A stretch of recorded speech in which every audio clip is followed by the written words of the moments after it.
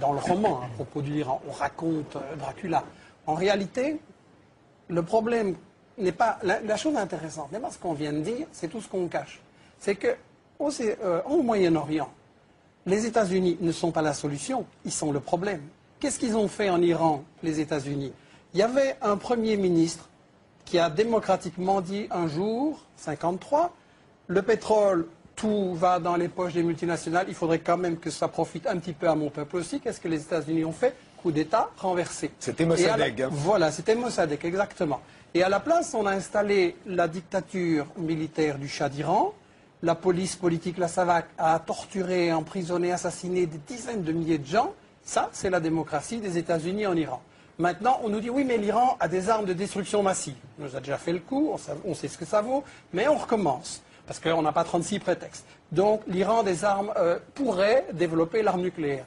Bien, mais Israël a 150 nucléaires. Ça, c'est les bonnes bombes, peut-être. Donc, l'Israël, qui est l'État le plus raciste au monde, qui a chassé les Palestiniens de leurs terres, qui viole toutes les résolutions des Nations Unies, l'Israël... Non mais qu'est-ce qui se passe en Iran aujourd'hui?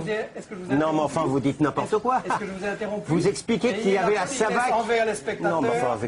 Terminé, Michel Collomb. On ne peut pas laisser passer des énormités pareilles. Non, mais vous avez dit des énormités, mais j'ai été poli, j'ai laissé les spectateurs vous entendre. Oui. En essayant de m'interrompre, vous donnez l'impression que vous avez peur de ce que je vais dire. Laissez-moi aller jusqu'au bout. Je vous assure que je suis très calme là-dessus. Laissez-moi aller jusqu'au bout, alors. Par politesse envers les spectateurs. Allez-y. Non, enfin, que la SAVAK n'existe plus, c'est quand même un peu énorme. Bafoue les résolutions de l'ONU depuis toujours, a chassé les Palestiniens de leurs terres. Ils ne s'en sortent que grâce au veto des États-Unis chaque fois, sinon c'est la condamnation internationale. Le problème ne va pas être résolu par les États-Unis et Israël, c'est eux le problème. On ne peut pas avoir une paix au Moyen-Orient tant qu'on a un État colonialiste qui place les Palestiniens dans des camps de concentration. Il n'y aura pas de paix sans la justice. C'est aussi simple que ça. Cancel. Pour un petit rappel, la situation de l'Iran et des bases américaines qui l'entourent, c'était dans le dessous des cartes, l'émission de Jean-Christophe Victor. Je vous invite justement à regarder la carte. Depuis novembre 2001, avec la traque des réseaux Al-Qaïda, le pays constate l'installation de facilités militaires américaines au Tadjikistan, au Kirghizistan et en Ouzbékistan. Elle complète au sud les bases américaines dans le Golfe. À l'est, en Afghanistan, l'Iran est maintenant débarrassé du régime taliban qu'il a toujours combattu, mais ce pays est toujours aussi pauvre, toujours aussi instable, et il y a maintenant à Kaboul un gouvernement central mis en place par les États-Unis. Au sud-est, le Pakistan, également instable, est totalement écartelé entre les choix de politique extérieure du gouvernement, apparemment pro-américain, et les adhésions profondes de la société pakistanaise, musulmane et anti-américaine. Enfin, à l'ouest, évidemment, l'Irak. Avec la fin de la dictature de Saddam Hussein, le régime de Bagdad cesse d'être menaçant pour l'Iran. Mais s'installe à la place un régime, là aussi favorable aux intérêts américains, et qui permettra à terme la présence de bases militaires américaines. Donc notre carte le montre bien, l'Iran est encerclé par des pays désormais proches des intérêts américains. Herbert, vous vouliez ajouter quelque chose sur l'image de l'Iran encerclé par les bases américaines? En fait, c'est encerclé. Vous voyez la carte. Il y a deux armées, grandes armées américaines à la frontière. Et c'est Bush qui a menacé beaucoup de fois l'Iran. C'est en fait les États-Unis peuvent attaquer l'Iran.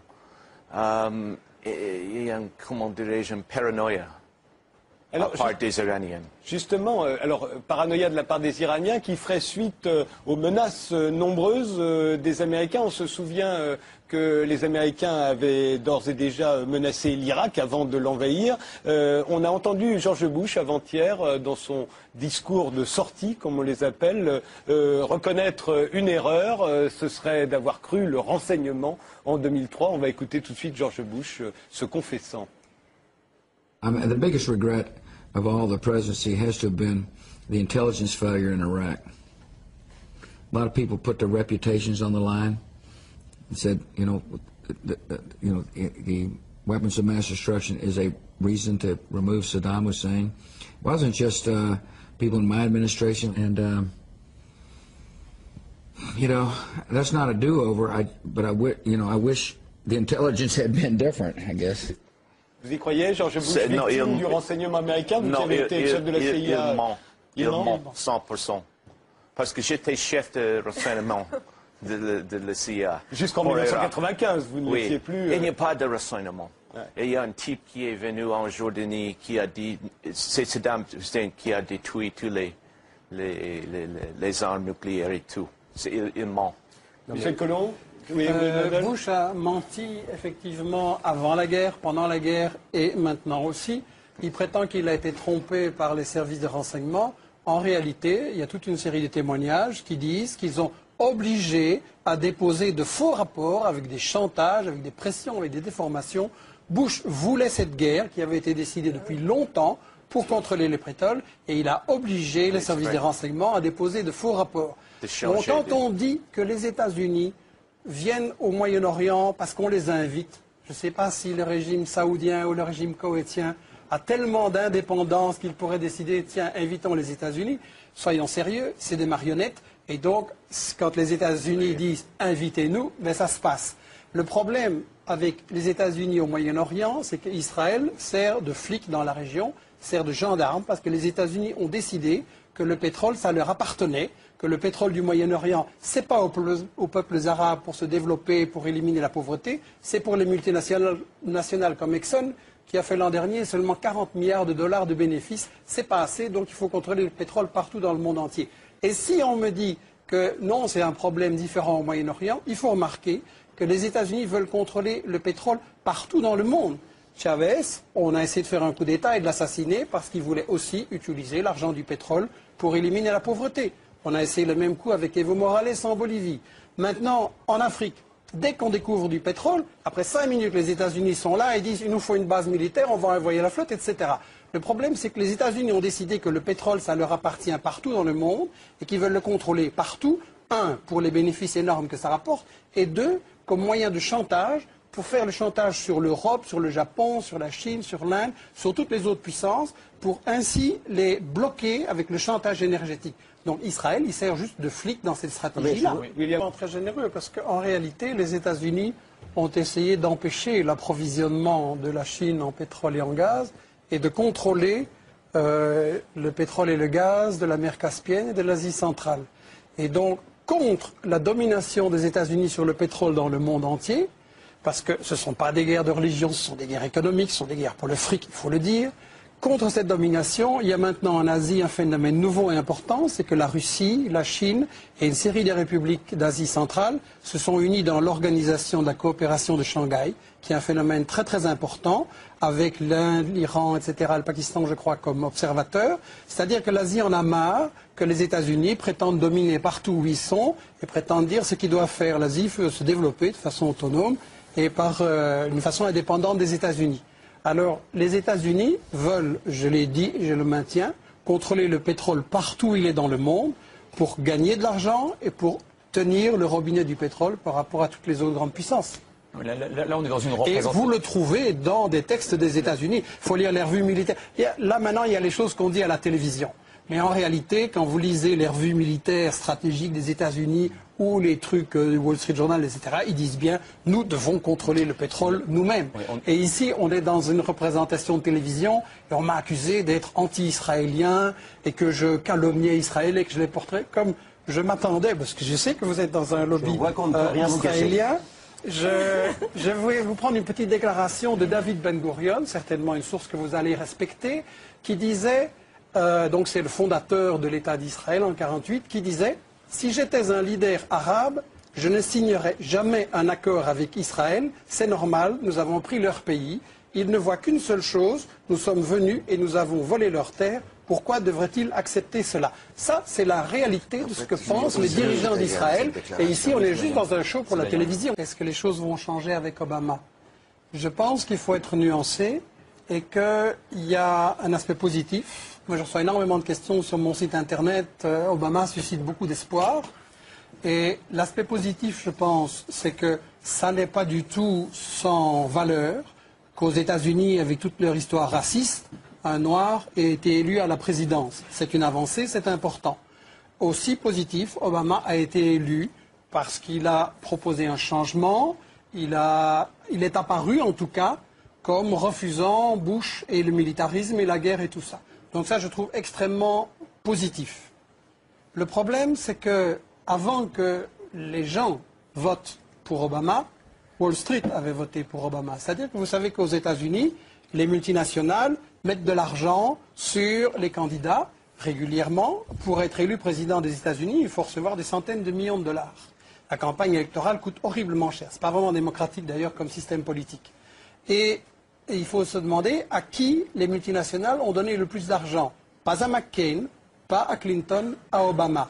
Donc le problème, c'est que les gens maintenant, avec la crise, ils ont voté Obama pour qu'on les sauve des banques. Le problème, c'est que les banques aussi ont voté Obama. Alors je pense que dans la question israélienne, mais vous avez raison de dire qu'Obama a raconté toute une série de choses pendant sa campagne électorale pour se faire élire, que maintenant il dit le contraire. Et là, il va falloir tester. Obama a choisi comme vice-président un sioniste acharné, comme secrétaire général de la Maison-Blanche également un sioniste acharné. Il a dit que Jérusalem, ça devait être la capitale d'Israël. Or, Jérusalem est une capitale volée. Il a proposé de donner 30 milliards de dollars d'aide militaire en plus à Israël. Je voudrais simplement dire à Obama, il y a 40 millions de gens sous le seuil de pauvreté aux États-Unis. Est-ce que ces milliards de dollars ne seraient pas mieux utilisés là? Il y a un énorme problème social aux États-Unis et je pense que malheureusement, d'abord le problème c'est que le pouvoir n'est pas à la Maison-Blanche. Le pouvoir, il est dans les multinationales qui décident cette stratégie et qui décident qui sera président. Et je crois sincèrement qu'on va avoir, ils ont maintenant, comme je l'ai dit au début et comme M. Baird l'a souligné, ils ont un grand problème, c'est que la méthode Bush, on passe en force, on fait la guerre à tout le monde, ça a échoué. Ça n'a provoqué que de plus en plus d'indignation, de résistance dans le monde. En plus, les États-Unis sont une puissance économiquement en faillite. Il y a eu la crise immobilière, s'annonce la crise des cartes de crédit. Donc, il va y avoir En fait, c'est une économie en faillite. Comment voulez-vous continuer à faire la guerre partout dans le monde quand vous n'avez pas une économie qui peut la payer? Donc, maintenant, ils sont vraiment dans un désarroi à hésiter entre les tactiques, on va jusqu'au bout, on fait la guerre à fond et en avant, ou des tactiques plus intelligentes, comme on a entendu cette version-là, pour essayer de maintenir la domination des États-Unis sur le monde. Moi, je voudrais simplement dire, les États-Unis n'ont pas à dominer le monde. Il ne faut pas se poser la question, quelle est la meilleure manière de rester les maîtres du monde? Le monde, simplement, il est en train d'évoluer. Il n'est plus unipolaire avec une grande puissance. Il est multipolaire. La Chine monte en puissance. La Russie a cessé de se mettre à genoux devant les États-Unis. Le Brésil, l'Inde, etc. sont aussi des puissances qui essayent de monter. L'Amérique latine essaye de se libérer. Ça, c'est un monde multipolaire. Je ne dis pas que c'est un miracle. La question riche-pauvre va rester là-dedans. Il restera plein de problèmes. Mais à mon avis, c'est mieux pour résoudre les problèmes du monde, qu'il n'y ait plus un gendarme du monde qui, chaque fois qu'il y a un pays qui veut mener une politique indépendante, vient militairement l'attaquer. Sur l'Irak, que va-t-il advenir de l'Irak une fois que les Américains seront partis? Ils ont annoncé leur départ pendant 3 ans. Déjà, George Bush l'avait annoncé. Robert Baird, l'Irak, qu'est-ce que ça deviendra? Soit la partition du pays ou une guerre civile, les chiites, les kurdes et les sunnites. Soit une guerre civile. Soit devenir une puissance dans l'orbite de l'Iran aussi. L'Irak est fini. De toute façon. Une telle dimension d'imprévisibilité, d'un côté, on peut considérer que la baisse de la violence en Irak est due au fait que la politique américaine est en train de l'emporter, et ça a des aspects tout à fait vrais. De l'autre côté, on peut dire que les acteurs réels de la scène irakienne se mettent en position en attendant que les Américains s'en aillent pour se confronter dans la bataille définitive.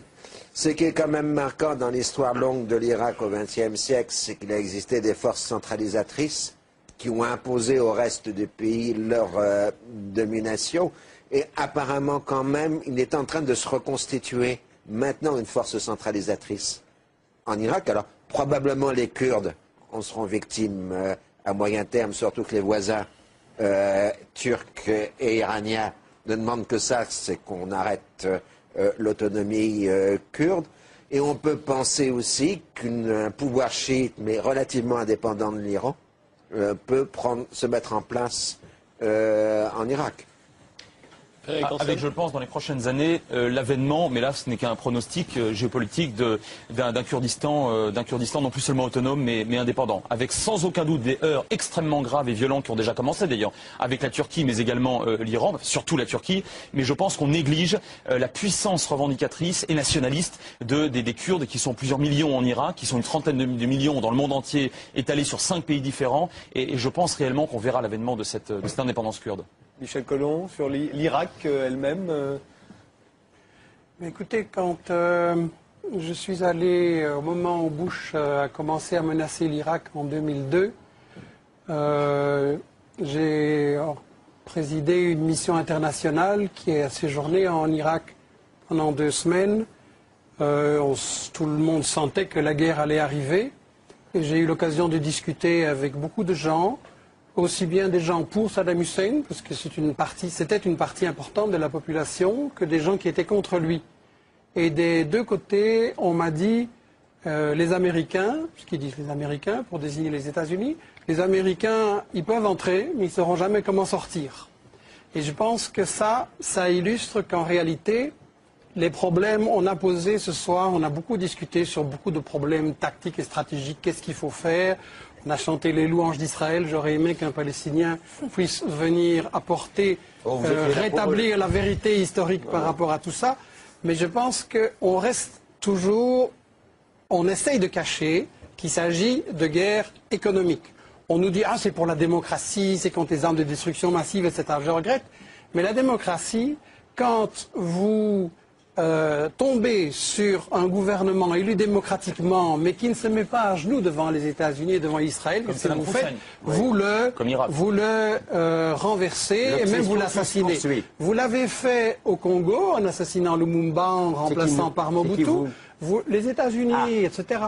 Vous l'avez fait au Chili, en volant le cuivre, en assassinant Allende, en le remplaçant par Pinochet. Les États-Unis ont placé les États-Unis. C'est qui vous ? Mais on n'est pas Non, c'est qui vous ? Écoutez, on n'est pas au commissariat. Je n'ai pas à vous répondre vos questions. Non, mais c'est pour comprendre. Je m'adresse aux spectateurs. Vous défendez les États-Unis, je les critique. Chaque fois que je parle, vous m'interrompez. Ça vous gêne que je m'exprime ici ? Pas du tout, ça m'amuse. Ça m'amuse. Si vous plaît de ne pas m'interrompre. Vous êtes un exemple emblématique de l'obsession anti-israélienne et anti-américaine. Vous êtes un exemple emblématique du racisme d'Israël. Non plus. Et voilà, avec ça, on n'en sort pas. Je suis pas d'accord avec le racisme d'Israël, mais je suis pas d'accord avec la politique israélienne, ça c'est sûr. C'est une tactique classique de débat télévisé.